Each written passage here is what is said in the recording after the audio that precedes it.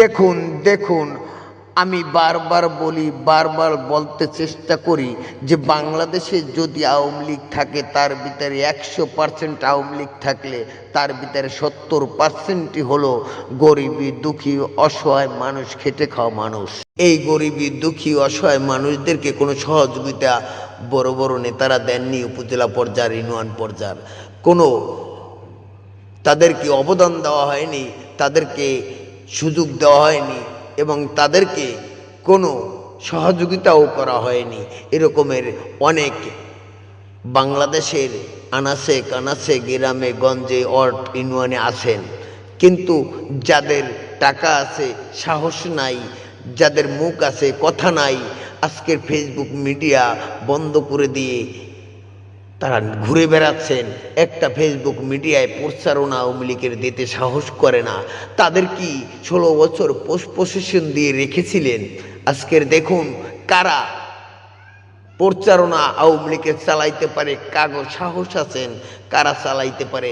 এটা উপজেলা পর্যায়ের, ইউনিয়ন পর্যায়ের, জেলা পর্যায়ের বড় বড় আওয়ামী লীগের যারা পোস্ট পজিশনে ছিলেন এবং যারা চালাচ্ছেন উপজেলা, জেলা এবং ইউনিয়ন, তারা দেখুন, এবং আওয়ামী লীগের এমপি মন্ত্রীরাও দেখুন কারা আওয়ামী লীগের প্রচারণা চালাইতে পারে।